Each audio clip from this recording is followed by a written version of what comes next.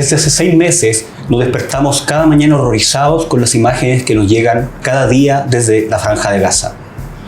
Colegios y universidades destruidas, hospitales devastados y lo más terrible, más de 33.000 personas han sido asesinadas, de entre ellas 14.000 niños. Asistimos en la actualidad a un genocidio en vivo y en directo. Para conversar sobre esto hemos invitado al investigador y profesor del Centro de Estudios Árabes, el profesor Rodrigo Carmí, de la Universidad de Chile. Bienvenido. Gracias por la invitación, Mauricio. La primera pregunta que hay que plantearse, ¿todo partió el 7 de octubre? No, para nada. Yo diría que el 7 de octubre es una intensificación que marca un momento de inflexión importante en un proceso que tiene alrededor de 100 años y que se define básicamente por ser un proceso de colonización. Primero, un proceso de colonización de parte del Imperio Británico, desde 1917 en adelante, y posteriormente un proceso de colonización desde la creación del Estado de Israel desde 1948 hasta la actualidad. En ese proceso de colonización, no es simplemente que llega una población ajena al territorio, sino que esa población ajena al territorio comienza a arrasar con la población nativa, despojándola de sus propiedades, de sus derechos fundamentales y sobre todo expulsándola de sus territorios, eso es lo que en 1948 se llama la Nakba.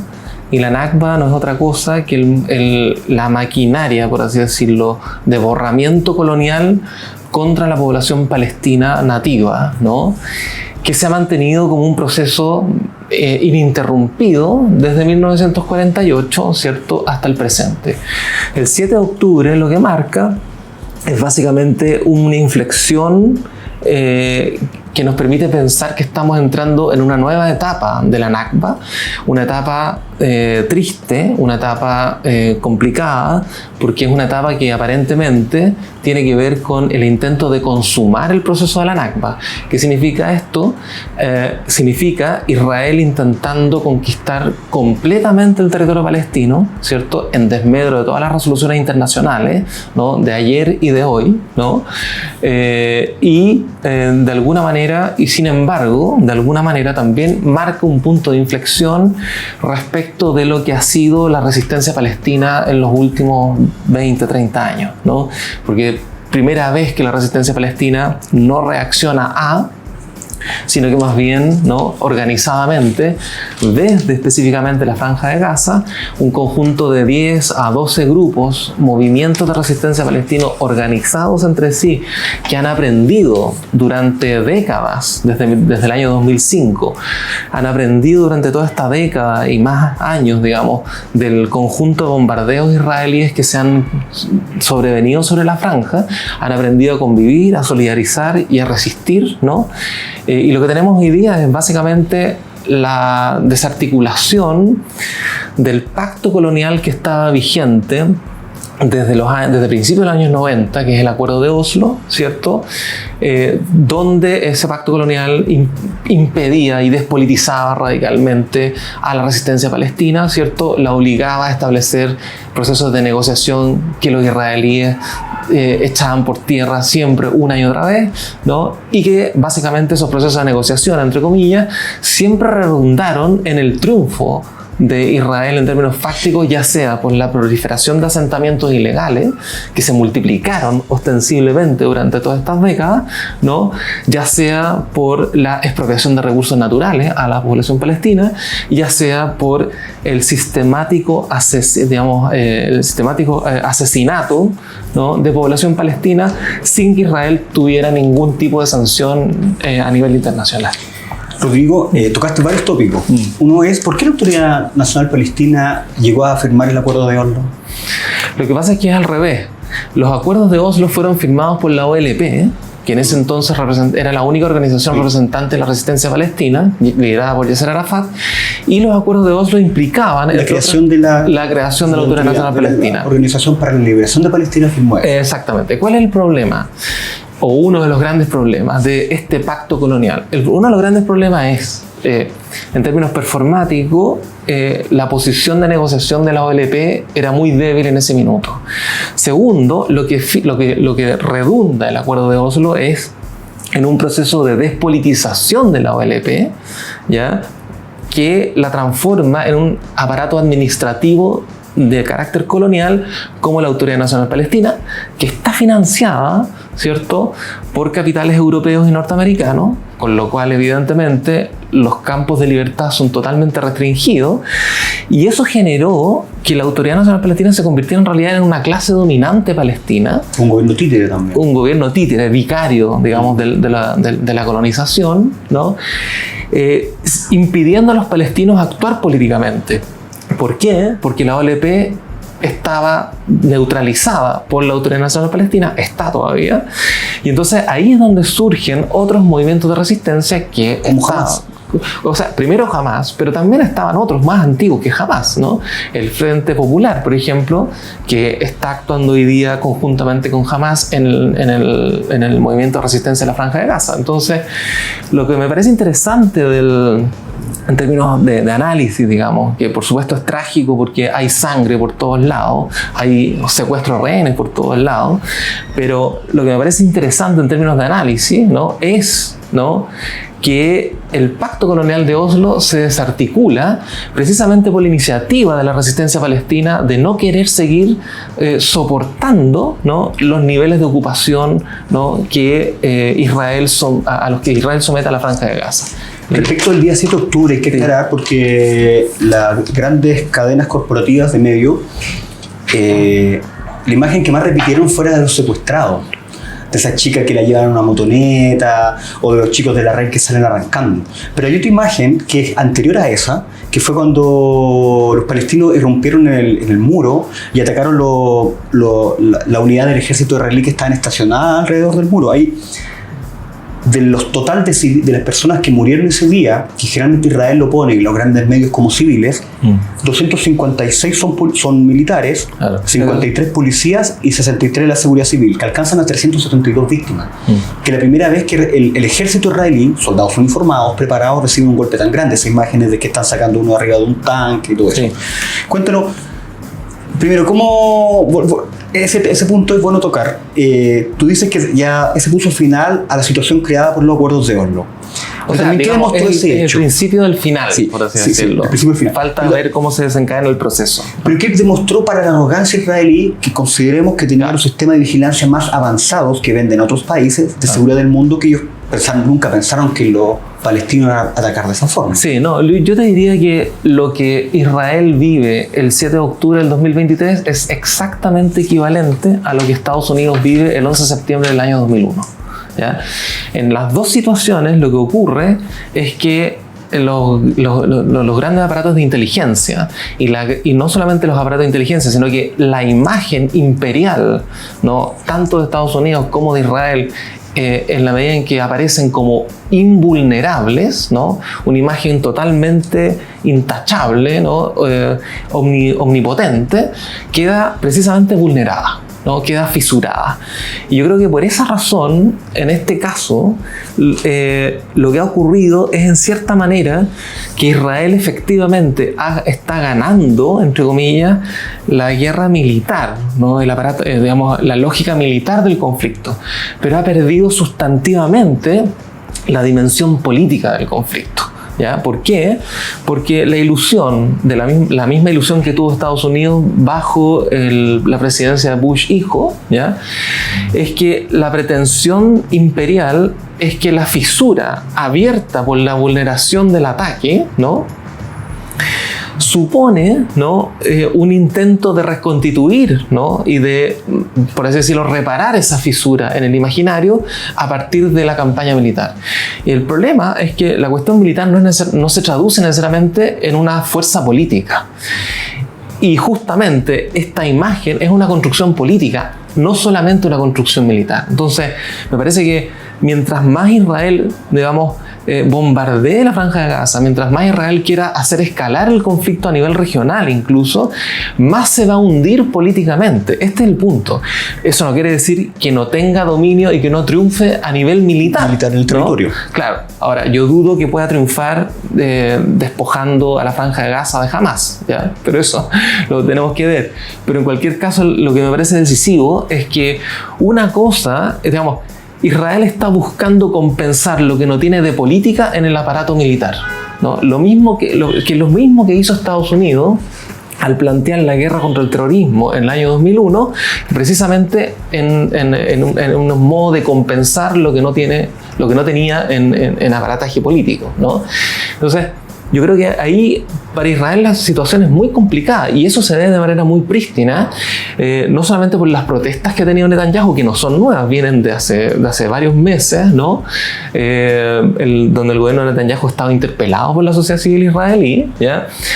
Sino que además porque el propio gobierno internamente está tensionado entre sí y también en relación con los propios militares, ¿no? Entonces, yo creo que la situación para Israel es complicada, no es solamente una situación, por supuesto, complicada para el pueblo palestino, que lo ha sido siempre desde el año 48, pero es complicado hoy día, muy complicada para Israel, ¿no? Estamos aquí en El Ciudadano conversando con Rodrigo Carmi. Él es investigador y profesor del Centro de Estudios Árabes de la Universidad de Chile. Tú también te has referido al tema de la dimensión de la Franja de Gaza. ¿Podrías contarnos cómo funciona ese... Sí. ¿Qué cercaba la Franja de Gaza? Mira, quizás para entender qué es lo que es la Franja de Gaza y cómo se llega a constituir la Franja de Gaza, es necesario entender que lo que está en juego ahora, aquí, ¿no? Cuando las milicias palestinas entran a los territorios llamados israelíes, ¿ya? Es lo que ocurrió en 1967. En 1967 tiene lugar la ocupación militar tanto del 22% del territorio palestino que había quedado después de el hecho de que Israel no respetara la bipartición propuesta por Naciones Unidas en 1947-48. ¿Ya? El 22% del territorio fue ocupado militarmente por Israel y eso implicaba la Franja de Gaza y Cisjordania. El año 2005, ¿ya? Israel se retira, entre comillas, de la Franja de Gaza y entra a la administración palestina, ¿no? Que termina ganando en esa administración Hamas. Políticamente hablando. El problema es que los israelíes siempre dicen que ellos abandonaron la Franja de Gaza, pero en realidad lo que ocurrió es que fue solamente un cambio de la intensidad colonial, del dominio colonial. ¿Por qué? Porque abandonan, pero manteniendo completamente bloqueada la Franja de Gaza por aire, mar y tierra. Para poner un ejemplo claro, ¿ya? Si Gaza es más o menos del tamaño de lo que sería Reñaca, digamos, ¿no? Algo así, ¿no? Solo Reñaca. Reñaca con, digamos, ¿no? Como ese, sí. Entendiendo que tiene una playa extensa, ¿no? Una playa extensa donde la gente se baña, etcétera, ¿ya? Pero donde también hay una economía pesquera de pesca artesanal. Y los pescadores artesanales salen a pescar y habitualmente son bombardeados por los destructores israelíes o los aviones israelíes que pasan por ahí. Por lo tanto, la idea es bloquear por aire, mar y tierra para asfixiar completamente la Franja de Gaza. Por ejemplo, lo mismo, el agua de la cual se nutre la Franja de Gaza es un agua que está permitida desde Israel y es un agua que tiene un 90% de contaminantes, ¿no? Israel permite que pase el agua hasta cuando quiere, pero es un agua que está en un 90% contaminada. Lo mismo, lo vimos ahora, ¿no? A propósito de los últimos 6 meses de bombardeo, lo mismo ocurre con la electricidad. Israel determina, ¿no? Cuándo puede cortar la luz o no, digamos, ¿no? Entonces, en ese sentido, toda la infraestructura, ¿no? Electricidad, los servicios, ¿no? Electricidad, agua, ¿no? Economía pequeña, en realidad todo eso sigue estando determinado por Israel, inclusive también la entrada de ayuda humanitaria. Hemos tenido varios capítulos en las décadas pasadas, ¿cierto? Cuando algunos barcos de ayuda humanitaria, por ejemplo, provenientes de España o provenientes de Turquía, fueron literalmente asaltados, ¿no? Por los barcos israelíes para impedir que entraran ayuda humanitaria, digamos, a la Franja de Gaza. Entonces, lo que quiero decir es que es cierto que Israel, a nivel formal, dejó de ocupar militarmente la Franja de Gaza, pero a nivel fáctico, transformó a la Franja de Gaza en un verdadero campo de concentración, donde viven alrededor de 2,5 millones de personas, que convierte a ese lugar en uno de los lugares más hacinados del mundo, porque además ninguna de esas personas puede salir fácilmente, ¿no? De la propia franja, digamos, ¿no? Entonces, como ustedes ven, la Franja de Gaza es un lugar de encierro, es un campo de concentración, ¿no? A tajo abierto, ¿no? Que se ha mantenido impunemente frente a los ojos de la comunidad internacional. También el muro que rodea la Franja de Gaza en determinadas localidades ha sido puesto para quitar a los palestinos de sus recursos naturales, como pozos, lo que pasa es que, los pescadores que tú... Claro, lo que pasa es que el muro es distinto, porque el muro en realidad atraviesa todo el territorio, ¿no? Gran parte del territorio, de los territorios, ¿no? Israel palestinos, ¿no? No solamente en las zonas de la Franja de Gaza, y es un muro que comenzó a ser construido a principios de los años 2000. El año 2003 recibió una sanción importante por parte del Tribunal de La Haya, que lo consideró ilegal, ¿ya? Aún así se sigue construyendo, y hay algunos datos importantes. El muro mide 9 metros de alto. El muro de Berlín, para hacerse una idea, medía solamente 3 metros de alto, ¿ya? El muro no divide territorios políticos, sino que divide, como tú decías, recursos naturales y aldeas. Entonces, por ejemplo... ¿Tienes algún ejemplo? Claro, por ejemplo, en el caso de Mauricio, que vive en una comunidad con otras casas de vecinos palestinos, llega al muro y encierra a esta comunidad para que al lado se construyan una comunidad de colonos, ¿no? Y de asentamientos nuevos, ¿no? O por ejemplo, Mauricio, tú tienes una casa y tienes en tu casa tu pozo de agua. Entonces el muro va y divide tu casa respecto del pozo de agua, y el pozo de agua queda para los israelíes y para las empresas israelíes, y entonces ahora las empresas israelíes te venden a ti el agua, ¿no? Y te pueden cortar el agua cuando tú te portes mal, digamos, ¿no? Te venden el agua, te la cortan cuando tú te portas mal, ¿no? Y te la quitan, ¿no? Y tu casa queda completamente despojada de ese pozo de agua. Entonces el muro tiene una lógica geoeconómica más que geopolítica, porque el muro es un dispositivo de promoción del capital inmobiliario de los asentamientos ilegales y de los recursos de agua con los cuales Israel expropia sistemáticamente de los palestinos. Rodrigo, ahí tocaste un punto que tiene que ver con los asentamientos y los colonos. En torno a la Franja de Gaza, después del muro, están los colonos. Sí. Las aldeas que son las primeras que se ven afectadas por la incursión de Hamás. Cuéntanos un poquito de... ¿Las aldeas, perdón? La aldea, los asentamientos israelíes que fueron afectados cuando entró Hamás después de atacar los regimientos, fueron por ahí encontrar las casas de los colonos. Claro. Cuéntanos el origen de esos colonos. ¿Quiénes son esos colonos? Bueno, los colonos son básicamente ciudadanos de distintas partes del mundo que tienen una ascendencia judía, y que desde el punto de vista de la ley judía, todos los judíos tienen derecho a retornar, entre comillas, así se llama, retornar a Israel. Es una ley simétrica y mimética al mismo tiempo respecto de el derecho internacional, que reclama que los palestinos sí tienen derecho a retornar, ¿no? A los palestinos que fueron expulsados del año 48, ¿ya? Los israelíes tienen eso. Y los colonos son básicamente gente que ha tenido subsidios por parte del Estado de manera muy poderosa, ¿no?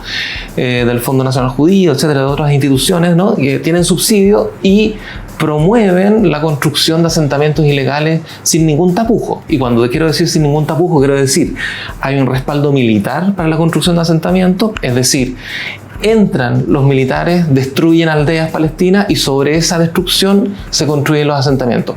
Lo que está ocurriendo hoy día en Gaza, hay muchos proyectos inmobiliarios desenvueltos. Fueron anunciados esta semana. Exactamente. Incluso antes, el mismo Jared Kushner, ¿no? Que venía de la administración Trump en Estados Unidos, anunció, ¿no? la posibilidad de establecer no solamente... El yerno de Trump. Exactamente. No solamente un gasoducto, que es lo que está en juego, no solamente el puerto Ben Gurión, que quieren que pase por ahí haciéndole la competencia al canal de Suez, pero también un gran conjunto habitacional para nuevos colonos, ¿no?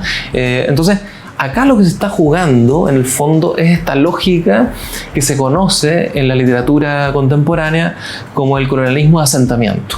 El colonialismo de asentamiento es una lógica, ¿ya?, donde los colonos, ¿ya?, la fuerza colonial arrasa con los poblados de los nativos y ocupa los poblados de los nativos.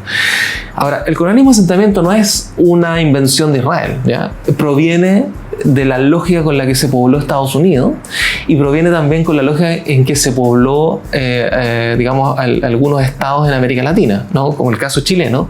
Hubo un colonialismo de asentamiento durante la segunda mitad del siglo XIX en el contexto de Wallmapu. ¿Ya? Que llamaba la pacificación de la Araucanía. Que termina en la pacificación de la Araucanía, pero en fondo tenemos todo un proceso previo de mandar gente, exactamente, llegan los alemanes, ¿no? Incendian todo el sur. Eso es colonialismo de asentamiento. En Israel eso está funcionando in extremis, digamos, ¿no? Y sigue funcionando ininterrumpidamente, ¿no? Entonces me parece que hay que entender un poco que, claro, hay una lógica del capital que está en juego, una lógica del capital que se asienta a partir de este mecanismo del colonialismo de asentamiento que no ha dejado de actuar desde 1948 hasta la actualidad, ¿no? Estamos aquí en El Ciudadano conversando con Rodrigo Carmi. Él es profesor e investigador del Centro de Estudios Árabes de la Universidad de Chile. Estamos hablando recién sobre la política de asentamientos. Un palestino, una persona de origen árabe que nace en Israel, ¿tiene los mismos derechos políticos que un israelí? No. Básicamente tiene ciudadanía israelí, pero no tiene nacionalidad israelí. ¿Qué diferencia tendría? La diferencia es que no es judío, y si no es judío no tiene nacionalidad y por lo tanto tiene de hecho tiene como una ciudadanía de segunda clase, en el fondo. Es decir, accede a menos derechos, ¿cierto?, que el ciudadano israelí connacional. Los connacionales son judíos. Tú puedes ser ciudadano israelí y no ser judío, pero eso implica, ¿cierto?, como el caso de la población palestina, ¿cierto?, que quedó en el año 48 en territorio israelí, ¿cierto? Eso implica una diferencia de ciudadanía, de estatuto ciudadano, ¿no? A Israel se defiende que no es un régimen de apartheid. ¿Tú qué piensas? No, o sea, Israel es un régimen de apartheid por todos lados. Para poner ejemplos muy prácticos. Por ejemplo, en Israel existen carreteras segregadas. ¿Ya? Hay carreteras para los palestinos y hay carreteras para los sionistas, ¿ya? Para poner un ejemplo, si de Providencia o a Ñuñoa o de, qué sé yo, de Santiago Centro a La Granja, tú en auto te puedes demorar en una carretera 10 minutos, ¿no? En la carretera sionista te puedes demorar 10 minutos y en la carretera palestina te puedes demorar 12 horas. Porque la carretera palestina no solamente está en mal estado, sino que además tienes que pasar por un sinfín de checkpoints, ¿no? Entonces, las carreteras segregadas, la justicia segregada, ¿no? O sea, en general, lo que ha ocurrido con los asentamientos ilegales es que los colonos que están tremendamente armados y que la ley israelí les permite estar armados, ¿cierto?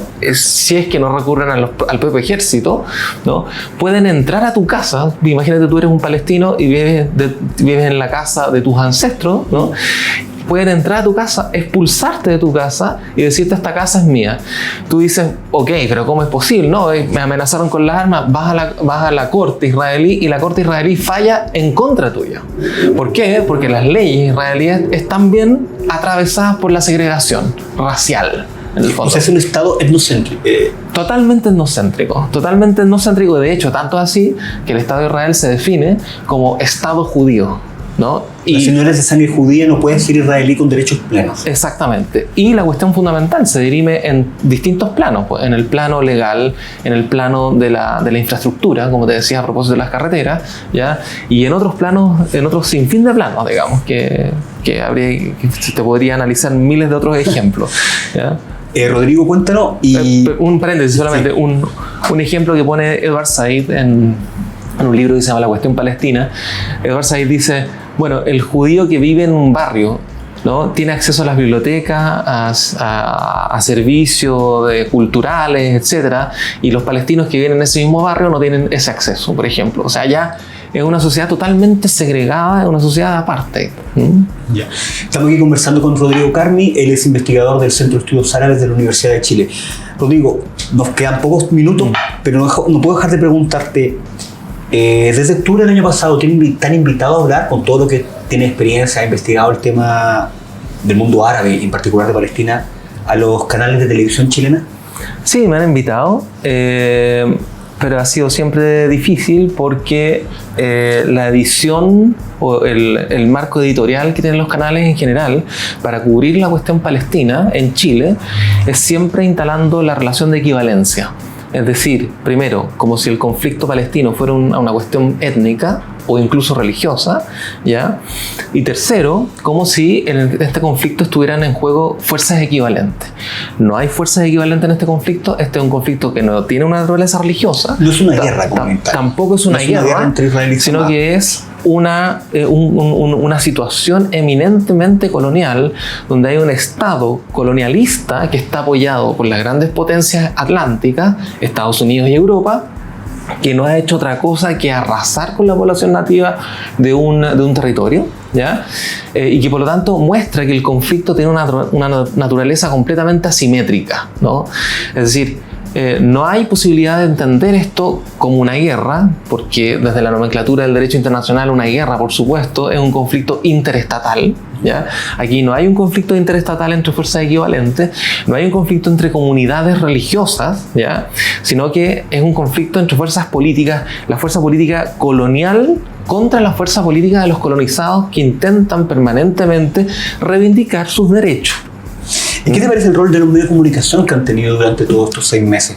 No, me ha parecido bastante nefasto porque, digamos, los medios de comunicación lo que han hecho es básicamente invisibilizar visibilizando, ¿no? Es muy paradojal la cuestión, es decir, nunca hemos escuchado la versión palestina.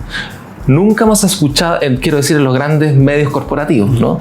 Nunca hemos escuchado la versión palestina, nunca hemos escuchado la versión de Hamas, que es un actor político de primer orden en este conflicto, ¿no? Que opera la etiqueta terrorista. Exactamente. Nunca hemos escuchado un mínimo cuestionamiento a los términos de guerra que se están utilizando desde las grandes cadenas informativas, como el caso de terrorismo, como el caso de guerra, etcétera, ¿no? Y más bien lo que ha ocurrido es instalar esta noción de fuerzas equivalentes y con esto cierro. No solamente para los medios de comunicación, pero para los medios de comunicación, ¿ya? Los palestinos no son sujetos políticos.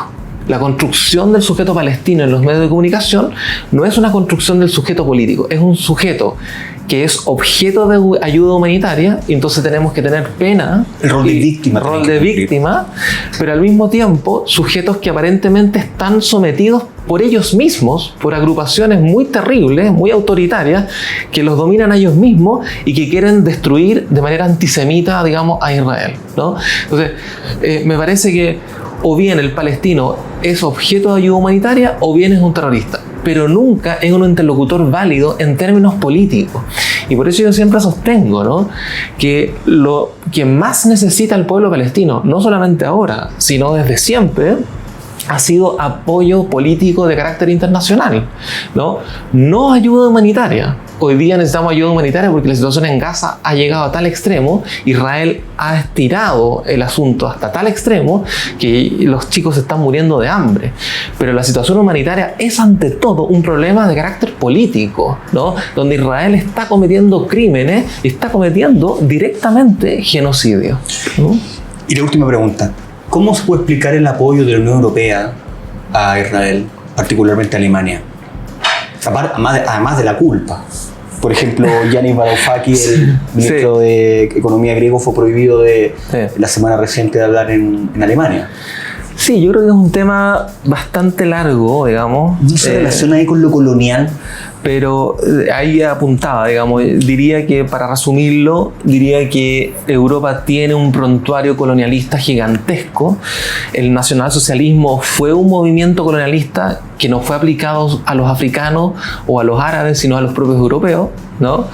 Y en ese sentido, ¿no?, Alemania particularmente es una potencia europea, ¿no?, que está funcionando como una pequeña vanguardia de la potencia euroatlántica, que está perdiendo también hegemonía. Ese es el punto clave. O sea, la cuestión palestina, lo interesante de la cuestión palestina hoy es que es un revelador de la situación, ¿ya? Es un pequeño dispositivo a partir del cual tú puedes contemplar lo que está sucediendo a nivel general, ¿no? A nivel global del colonialismo se expresa ahí. Exactamente. Entonces, yo diría que la cuestión europea, o sea, la cuestión palestina es una cuestión de naturaleza europea, siempre lo ha sido, ¿no? No es un problema de comunidades palestinas con judías. La cuestión que está de fondo acá ha sido siempre la empresa europea, ¿no? Y por relevo, ¿no?, la empresa imperial norteamericana, sobre todo desde el año 67 hasta la actualidad, ¿no? Ya, Rodrigo, muchas gracias por estar con nosotros aquí, por poder conversar y compartir estas ideas aquí en El Ciudadano. Bueno, y a nuestros telespectadores, quienes nos ven a través de las redes sociales, si quieres que este programa siga abordando estos candentes temas de actualidad, no se olvide de poner su me gusta, hacer algún comentario y sobre todo compartir esta entrevista, porque realmente se vienen tiempos complejos, difíciles y a veces los grandes medios generan más confusión de lo que se necesita comprender para analizar estos fenómenos. O sea, para terminar solamente diría, los medios son parte de la guerra, no están aquí como algo así como un intento de representar lo que está sucediendo o informar lo que está sucediendo, sino que han sido partes activas de la guerra. Es la materialización en el ámbito del lenguaje de la propia colonización sionista sobre Palestina, ¿no? Importante reflexión de Rodrigo al finalizar. Bueno, y a los telespectadores acá nos vemos en la próxima. Chao. Chao, chao.